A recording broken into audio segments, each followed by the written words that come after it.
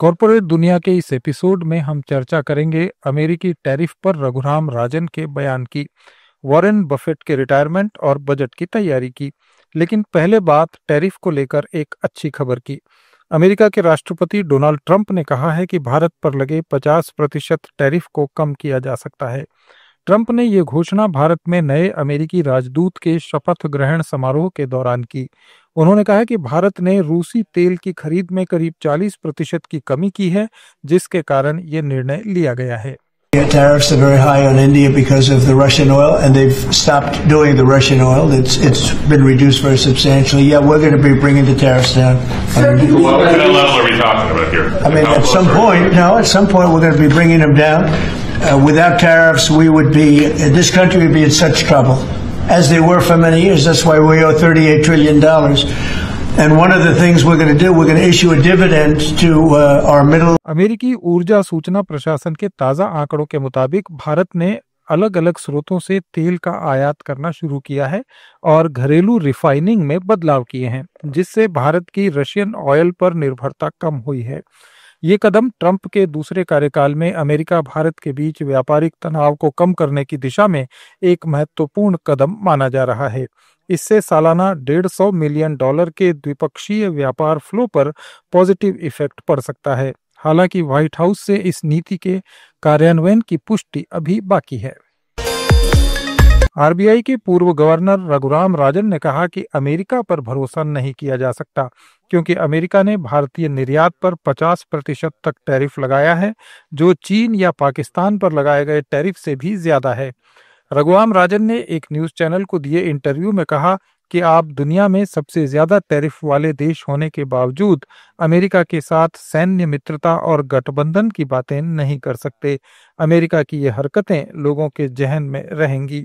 राजन की टिप्पणी उस समय आई है जब अमेरिकी राष्ट्रपति डोनाल्ड ट्रंप द्वारा लगाए गए टैरिफ ने भारत अमेरिका के द्विपक्षीय संबंधों में तनाव पैदा कर दिया है। अगस्त 2025 में ट्रंप ने भारतीय वस्तुओं पर 50% तक टैरिफ लगाया था, जिससे भारत के $87 बिलियन के एक्सपोर्ट पर खतरा मंडराने लगा। राजन ने कहा कि ऐसे में भारत को अपनी आर्थिक निर्भरता कम करने और डाइवर्सिफिकेशन पर ध्यान देना चाहिए। What were you talking about? Was it all? I think it's one of those things where I think they'll figure out an agreement. It can't be that you're the most tariffed country in the world, more than China, and you talk about military friendship and alignments and joint maneuvers and so on. So I think they have to come to an accommodation. But I think these kinds of actions stay long in people's minds. The US cannot be trusted. Raghuram Rajan ने कहा कि भारत पर 50% tariff लगाना मोदी सरकार के लिए एक बड़ा झटका है, क्योंकि विपक्ष उनसे सवाल कर रहा है कि उनकी ट्रंप के साथ दोस्ती कहां गई। उन्होंने ये भी कहा कि ये फैसला भारत अमेरिका के व्यापारिक संबंधों पर गंभीर असर डालेगा। As a tariff rate of 19%, India has 50%. Where is the friendship between Modi and Trump that was extolled? And that it's a slap in the face for Modi, because the Indian opposition is asking him, "Where's your friendship? What were you talking about? Was it all?" I think it's one of those things where I think they'll figure out an agreement. दुनिया के सबसे प्रसिद्ध investors में से एक Warren Buffett ने retire होने की घोषणा की है। बफेट ने अपने अंतिम सीईओ लेटर में कहा कि वे अब शांत रहेंगे। करीब 60 साल तक बर्कशायर हैथवे के नेतृत्व के बाद 94 साल के बफेट इस साल के आखिर में पद छोड़ देंगे। हालांकि उन्होंने ये भी कहा कि वे हर साल अपने बच्चों और शेयर होल्डर्स को थैंक्स गिविंग मैसेज भेजना जारी रखेंगे। अपने आखिरी शब्दों में बफेट ने किसी शोर शराबे या बड़े ऐलान से नहीं, बल्कि सादगी और विनम्रता से विदा ली। उन्होंने लिखा कि मेरी सबसे बड़ी विरासत धन नहीं, बल्कि शेयर की गई बुद्धिमत्ता और विश्वास है। बफेट के उत्तराधिकारी के रूप में ग्रेग एबेल कंपनी की कमान संभालेंगे, जो 2000 से इस कंपनी से जुड़े हैं, जब बर्कशायर ने उनका ऊर्जा कारोबार अधिग्रहित किया था। अपने आखिरी पत्र में बफेट ने दान, उम्र और जीवन की सीख पर भावनात्मक अंदाज में बातें लिखी। उन्होंने घोषणा की कि वे अपने पास बचे 149 अरब डॉलर मूल्य के शेयर दान कर देंगे। वित्त मंत्री निर्मला सीतारमण ने अगले केंद्रीय बजट की तैयारियों के तहत देश के प्रमुख अर्थशास्त्रियों के साथ पहली प्री बजट परामर्श बैठक की अध्यक्षता की। इस बैठक में वित्त मंत्रालय के आर्थिक मामलों के विभाग के सचिव, सरकार के मुख्य आर्थिक सलाहकार और विभाग के वरिष्ठ अधिकारी मौजूद थे। इस बैठक के जरिए सरकार ने आर्थिक विशेषज्ञों से बजट से जुड़ी नीतिगत प्राथमिकताओं, विकास की रणनीतियों और फाइनेंशियल स्टेबिलिटी पर सुझाव आमंत्रित किए।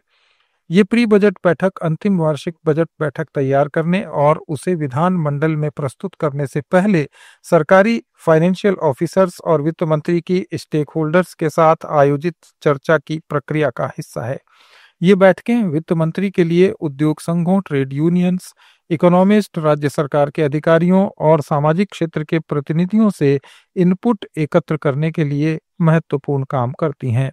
अर्थशास्त्रियों और एग्रीकल्चर एक्सपर्ट्स के ये परामर्श सरकार की व्यापक सहभागिता प्रक्रिया का पहला चरण है, जो बजट की प्रस्तुति तक चलेगा।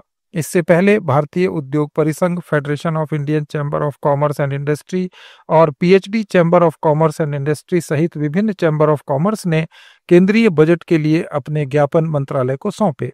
उन्होंने सरकार से प्रत्यक्ष कर सुधारों की एक श्रृंखला अपनाने, टैक्स बेस बढ़ाने, विनिर्माण, इनोवेशन और टैक्स अनुपालन को बढ़ावा देने के लिए सरकार से कदम उठाने का आग्रह किया।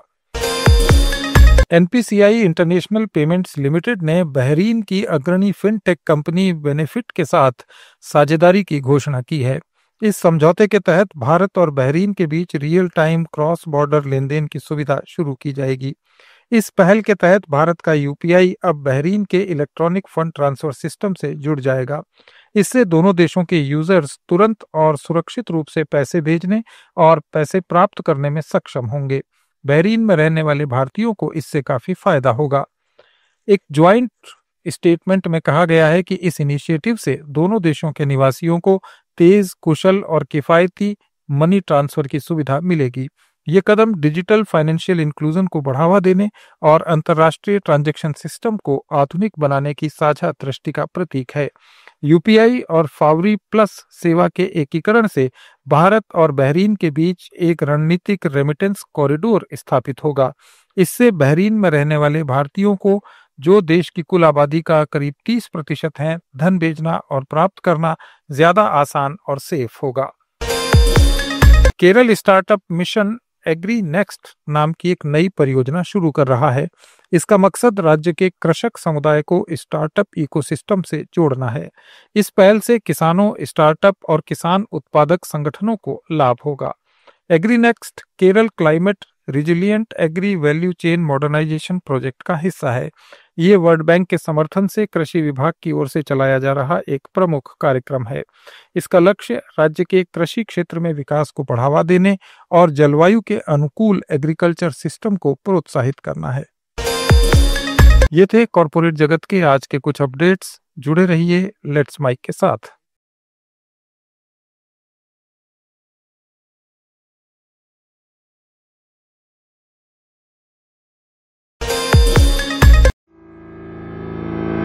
It's time for news. It's time for more than radio. Presenting the first radio news app, Let's Mic. Let's Mic, a news-based app on your phone where you get to watch and listen news, talk shows, interviews, radio show podcasts.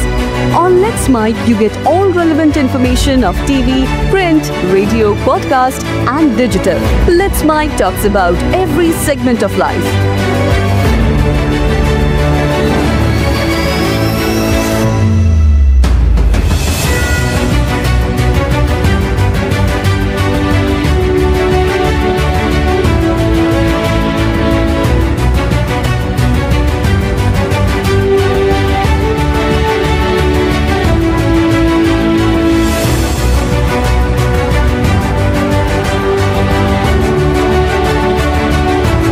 Let's Mic is not just a revolutionary idea. Download the app now from Play Store. Available both on Android and iOS mobile phones. Follow us on YouTube, Instagram, Twitter, LinkedIn, Facebook, Telegram, WhatsApp, Snapchat. Let's talk. Let's connect and let's mic.